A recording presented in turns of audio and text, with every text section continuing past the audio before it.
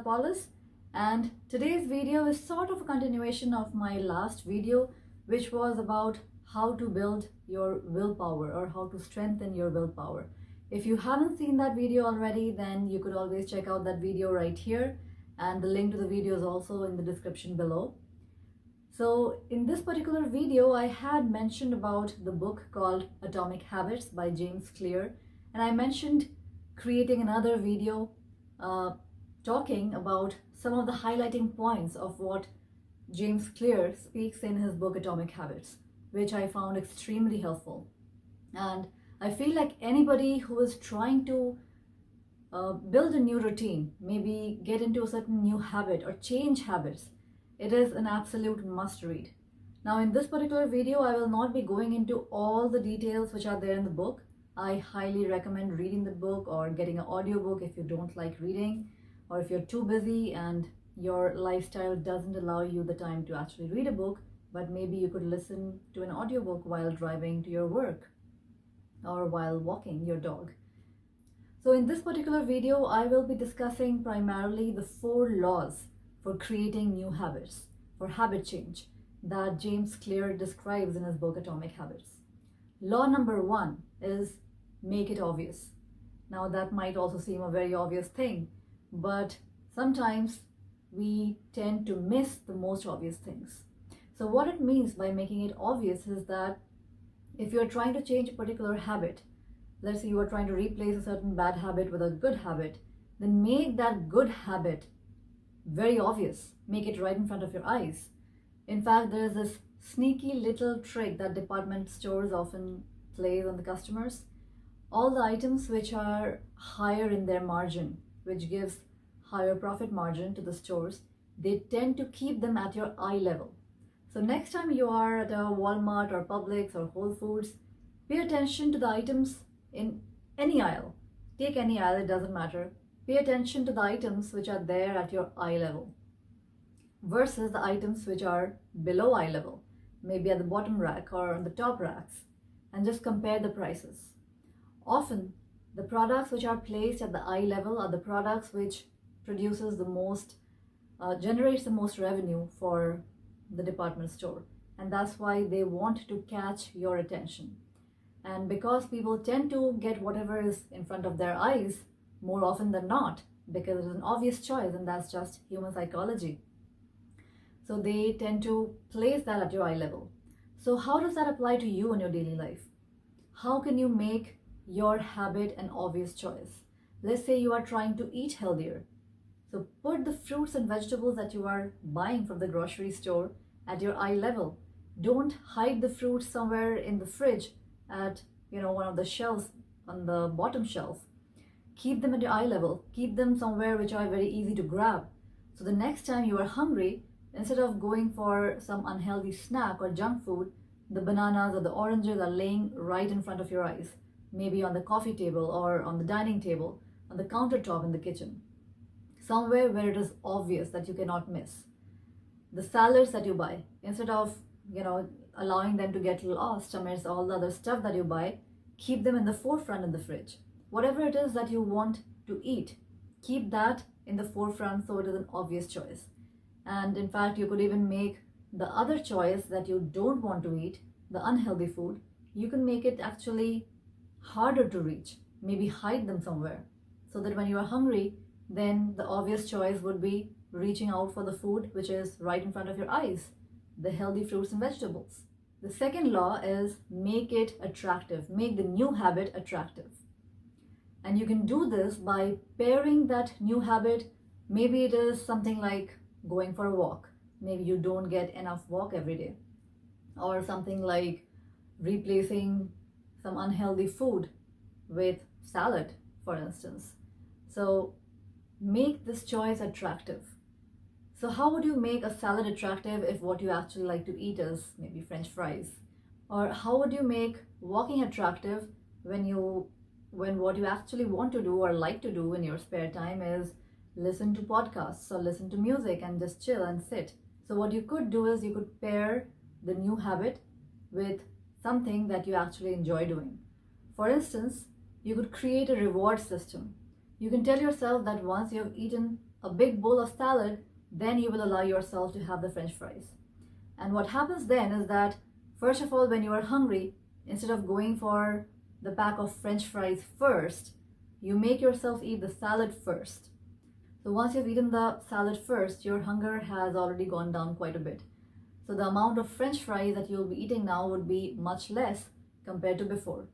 And what another option that could possibly happen is, after eating the bowl of salad, you might not even have much space left for French fries at all. Or you might be feeling so good and proud of yourself that you might actually decide to skip the French fries altogether and feel even better about yourself. And what this creates is, it creates a line, like a chain reaction. You do a certain thing that you are supposed to do, and it makes you feel good about yourself. You feel proud, you feel accomplished. And this feeling of accomplishment or pride sets this chain reaction that leads you to take some other actions and behavior modifications that makes you feel even more better about yourself. For instance, after having the salad, you might decide to skip the dessert or skip the French fries altogether. And that makes you feel even more proud and even better about yourself. So it might start that chain reaction of feeling better and making better options, or making better choices for yourself. Another thing that you could possibly do to make that behavior that you are trying to change, let's say you're trying to walk more or run more, whatever it is, make it more attractive by combining it with something that you already enjoy doing. So let's say you enjoy listening to music, or let's say you enjoy listening to podcasts. So what you could do is, instead of listening to music or podcasts while sitting on your couch or laying on your bed, you could listen to the same podcast or same music while walking around the block.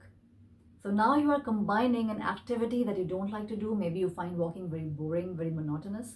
But now you're combining that with an activity that you find very interesting and you love doing that, listening to music or listening to a podcast. So consider this next time when you are trying to change a habit or build a new habit.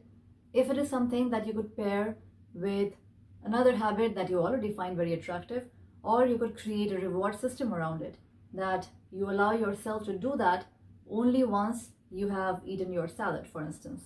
The third law is, make it easy, or in other words, reduce friction or reduce the number of steps to do that new habit. Or in other words, prepare your environment in such a manner that your environment is actually conducive to your new habit.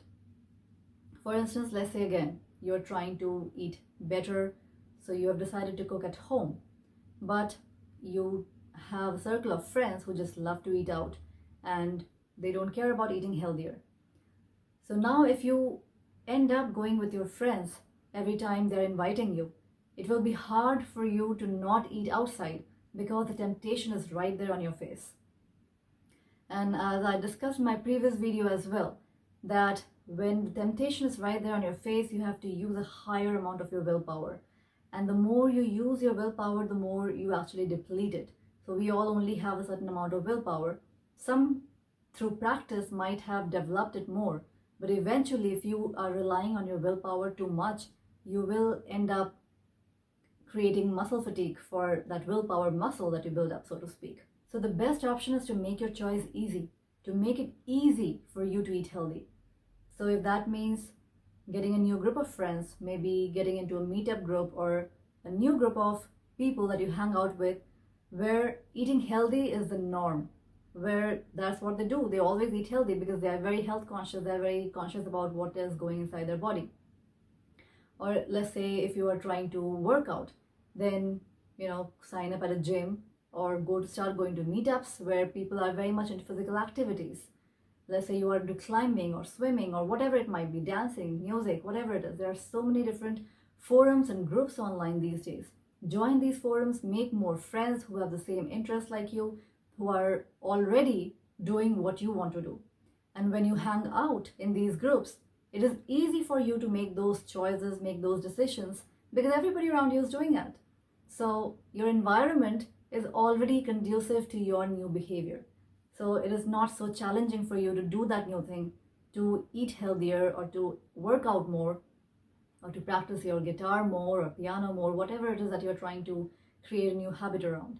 Because you're already surrounded by these people who are very used to doing this very thing that you are now building a habit around. So think about creative ways in which you can make your new habit as easy and as frictionless as possible. Reduce the number of steps in between you and the new habit. If it means keeping your healthy smoothies always handy, always carrying a healthy snack with you in your bag, so that if you are busy working or traveling and there aren't any healthy restaurants around, you always have a healthy snack right in your bag to eat. You don't have to binge on junk food. So do whatever it is, just think about, take some time and write down, maybe do some brainstorming and write down a few ways in which you can make your new habit really easy and reduce the friction in your environment so that this new habit becomes very easy to follow through. Number 4 is make it satisfying. And again, this point ties in with the second point where I was talking about the reward system, that every time you do the task that you're supposed to do, the new habit that you are supposed to be doing, reward yourself. Of course, if you're trying to lose weight and you're going to the gym and you're working out, and let's say you track that you lost like 200-300 calories in 1 hour, now don't reward yourself by getting a burger immediately after your gym, because that would make your whole workout pointless. So use a reward that would actually strengthen your basic goal, your primary objective. In this case, if you're trying to lose weight, you signed up at the gym, you are going every single day. Every day after your gym, after your workout session, you need to immediately reward yourself. But that reward needs to be something that doesn't undermine your efforts at the gym. If anything, it could actually enhance your results at gym, and it should be something that you also enjoy. So let's say maybe there is a specific smoothie that you really enjoy having. So after your gym, you treat yourself to that smoothie. So maybe you really enjoy watching YouTube videos such as these. So after your gym, you immediately watch a YouTube video, and that would be your reward.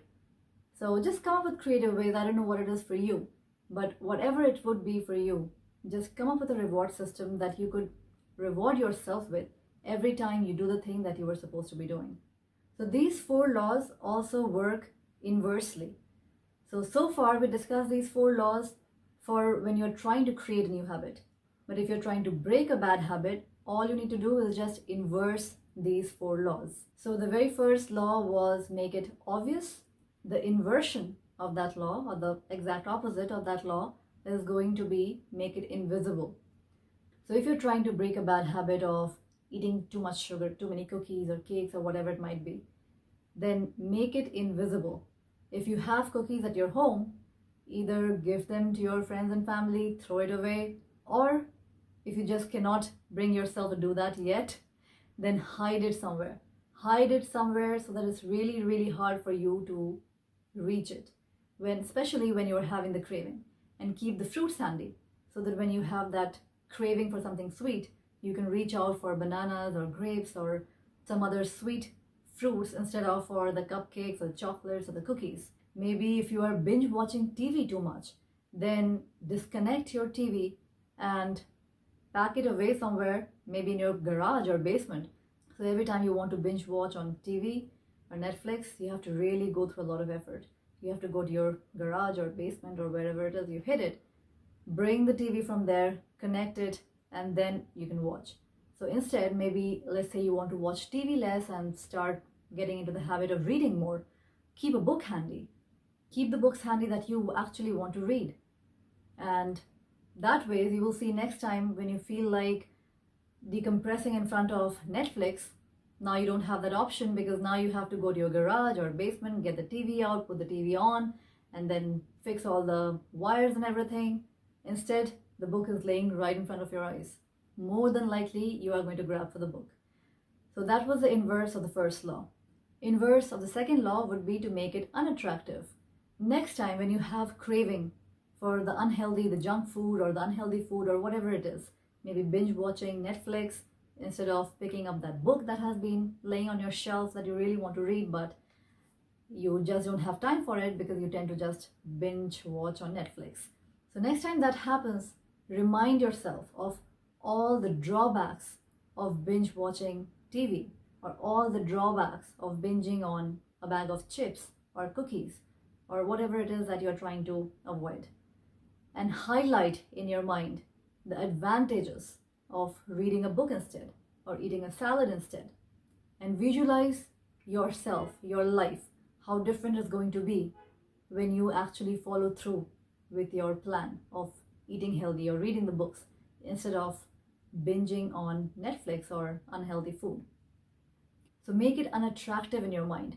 Make that addictive habit of watching TV or having cookies unattractive in your mind by reminding yourself consciously of the disadvantages of continuing with that particular habit. The inverse of the third law would be to make it difficult. So basically remove cues from your environment that reminds you of that habit, the very habit that you are trying to avoid or change or break. So for instance, if you're hanging out with friends who are always binging on Netflix, that's their best thing to do. That's the way they relax. That's what they like to do during the weekends when you guys hang out together. You're always just watching TV. Or if you are with a group of people who are always going out to eat and they always select places that have unhealthy food options and not too many healthy options that you would prefer eating, then remove these cues from your environment. Instead of having these temptations in front of your face all the time, start hanging out with groups and people who are already doing what you want to be doing, so that it is an easy option for you. So make it really difficult for yourself to do that thing, to do that habit that you're trying to break. The inversion of the fourth law will be to make that habit unsatisfying. Because let's admit it, if you have a particular habit, you have it because at some level it is giving you some kind of satisfaction. If you can find out creative ways in which to make that particular habit not as satisfying anymore, instead to make it unsatisfying, it will be easier, much easier for you to break free of that bad habit. So think about ways in which you can make that habit unsatisfying. One great way of doing that is to have an accountability partner, because often when people have an accountability partner who will be watching over your behavior, so when you slack or when you miss, there is somebody to hold you accountable to what you said you're going to be doing. So that often helps people in staying on the track. Also, never allow yourself to miss more than twice. If you do miss, don't start beating up on yourself and saying that you cannot do this. If you do happen to miss, let's say you missed your workout one day or gave in to your sugar cravings and had those cupcakes. So what? Move on. Let that be an exception and get back on track the next day. Don't allow yourself to miss more than twice. Just get back on track. Another way to make the bad habit unsatisfying could be to make the cost of the bad habit public and painful. One way you could do that possibly could be that every time you miss out on your workout or you give in to your binge eating or binge watching Netflix, whatever it might be, you could tell your accountability partner that every time I do that, I will be giving away $100 or $200 or whatever would be painful for you. This much dollar to a charity that you don't believe in. To make it really painful for you, because if it is a charity that you do believe in, then that wouldn't really be that painful. But a charity that you don't want to give to because you just absolutely don't believe in. Or maybe give that money to someone you don't want to give to. So make it public and make it painful. Have an accountability partner so that it is public. And of course, you will have to be honest with your accountability partner.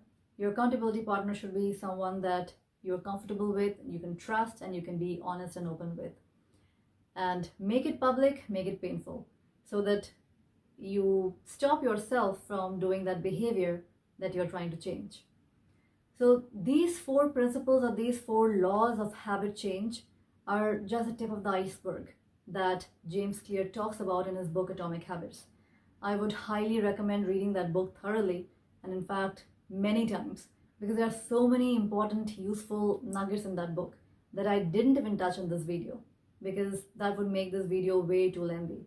And of course, because I also want you guys to go ahead and actually read that book, because he has done an absolutely amazing job of breaking down into very, very simple, clear steps the psychology of habit change with extremely good examples and in a manner that could be very easily applied by anybody in their life.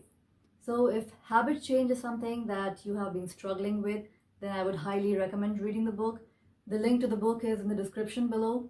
I also do one-on-one coaching session with clients who are trying to change certain aspects of their lives.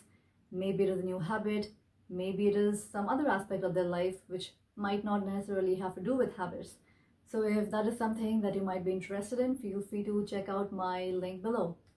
Also, if you like this video, then like it, share it, leave your comment below, and if you haven't already, then subscribe to my channel. I'll talk to you soon. Bye for now.